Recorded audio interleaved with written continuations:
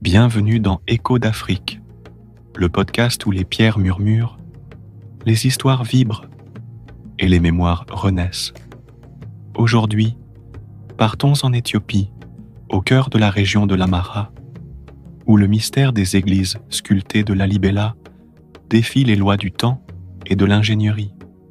Imaginez une ville sacrée, taillée non pas dans la pierre, mais dans la montagne elle-même. 11 églises monolithiques, creusées verticalement, façonnées à même le roc rouge volcanique. Ces sanctuaires ne sont pas bâtis, ils sont extraits, comme si la terre elle-même avait accouché de la foi. L'histoire raconte que le roi Lalibela, au XIIe siècle, aurait entrepris cette œuvre colossale après un voyage à Jérusalem. À son retour, inspiré par une vision divine, il décida de créer une nouvelle Jérusalem en Afrique.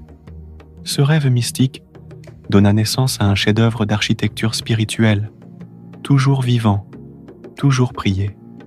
Ce qui frappe à Lalibela, c'est le silence sculpté, les galeries souterraines, les fresques effacées par les siècles, les croix incrustées dans la roche. Tout évoque un dialogue sacré entre l'homme et la divinité.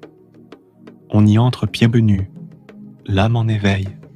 L'endroit n'est pas figé dans le passé. Il est encore habité, rythmé par les chants liturgiques, les encens et les pas des pèlerins. Au-delà de leur spiritualité, ces églises sont un exploit technique. Sans plans écrits, sans machines modernes, les bâtisseurs ont creusé vers le bas, sculptant toiture, façade et intérieur avec une précision sidérante. On ne parle pas ici de ruines, mais d'un patrimoine vivant, classé à l'UNESCO. Lalibela reste un mystère.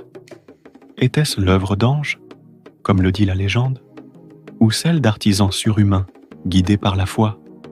Ce qui est sûr, c'est que ces sculptures monumentales racontent une Afrique ancienne, sophistiquée, créative. Une Afrique qu'on ne voit pas assez, mais qu'on entend ici, dans Écho d'Afrique. À très bientôt pour une nouvelle traversée du continent, entre mythe, mémoire et magnificence.